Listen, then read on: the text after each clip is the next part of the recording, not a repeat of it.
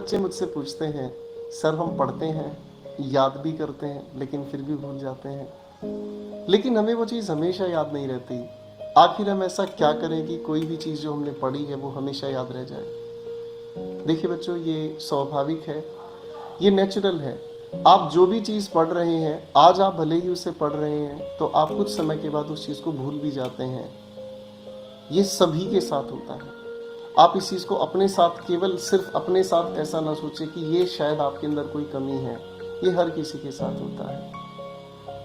तो फिर आपके मन में एक दूसरा सवाल ये आता है कि आखिर ऐसा क्या तरीका अपनाया जाए कि जिस तरीके से हम किसी भी चीज़ को, जो भी हम पढ़ते हैं, वो हमेशा हमें याद रह जाए। तो मैं आपको छोटी छोटी 5 चीज़ें बताऊंगा। इन 5 चीज़ों को अपने जीवन में उतारना, आपको परिवर्तन महसूस होगा। सबसे पहले पेशेंस। आपको पेशेंस रखनी होगी। जब आप पेशेंस रखते हैं, धैर्य रखते हैं, तो आप भटकते नहीं हैं। दूसरी चीज, रिवीजन। आप जब भी किसी चीज को दोबारा पढ़ते हैं तो ये सोचकर कभी ना पढ़ें कि मुझे पहला पढ़ा हुआ कितना याद रहेगा, अब मैं पढ़ रहा हूं तो क्या ये 100% मुझे याद रह जाएगा। सिर्फ रिवीजन का मतलब रिवीजन, सच्चे मन से रिवीजन करें। तीसरी चीज, कमिटमेंट। अपने से किया गया कमिटमेंट कभी मत तोड़ो।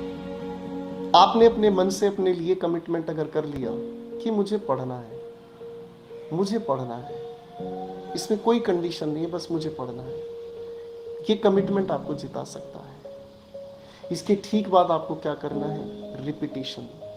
रिपीटिशन का मतलब जो भी चीज आपने पढ़ी है उस चीज को अपने मन में, शांत मन में उसे रिवाइज करना है। और एक आखिरी बात जिसे हम कहते हैं प्रेयर्स। आप जिस भी भगवान, ईश्वर, अल्लाह, खुदा, जिसे भी आप मानते हैं, जिस भी देवी देवता की मूर्त आपके मन में है, आप प्रार्थना करें। और अगर आप मूर्तियों की पूजा नहीं करते हैं, कोई बड़ी बात नहीं है, माता पिता हैं, अपने मन में उनका चित्र हमेशा रखें।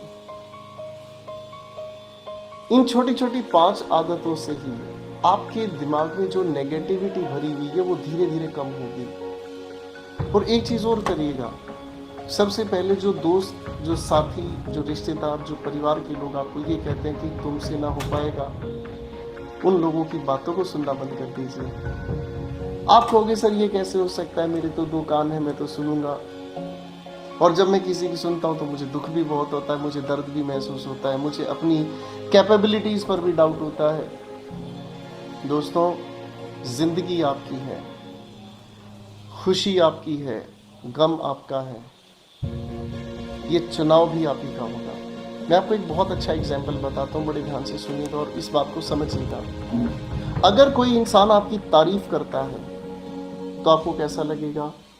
नेचुरल है, अच्छा लगेगा, आपके चेहरे पर मुस्कुराहट आ जाएगी। अगर कोई इंसान आपको आके कहता है अरे शुभम तुम बहुत अच्छी लग रहे हो, तो शुभम खुश हो जाएगा और शुभम का इतना ज़्यादा दिल खुश हो जाएगा, ऐसा लगता है कि शुभम की सेटिंग हो गई। हाँ या ना? लेकिन अगर वही इंसान आपको आकर ये कहता है शुभम तुम्हारा चेहरा तो बड़ा बदसूरत लग रहा है, तो आपको गुस्सा भी उठ सकता है। अगर वो आपकी तुलना किसी जानवर से कर दे तो आपको इससे भी ज्यादा गुस्सा आ सकता है। और आप ऐसा भी कर सकते, सामने वाले को पकड़ के माँ कसम मैं तुझे छोड़ूंगा नहीं, ऐसा भी आप कर सकते हैं, है ना?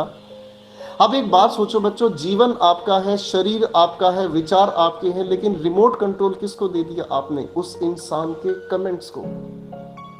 उस इंसान ने आपकी तारीफ की, आप खुश हो गए, उस इंसान ने आपकी बुराई की, आप गुस्से में आ गए। जीवन आपका, शरीर आपका, विचार आपके, कंट्रोल किसको दे दिया? किसी दूसरे इंसान को। ये बात तो मुझे ठीक नहीं लगी। तो मुझे ऐसा लगा कि मैंने एक दुकान खोली है और उस दुकान के अंदर मैंने सामान रखा है और उस दुकान को चलाने के लिए और उस सामान को बेचने के लिए और प्रॉफिट कमाने के लिए मैंने किसी और को रख दिया हो।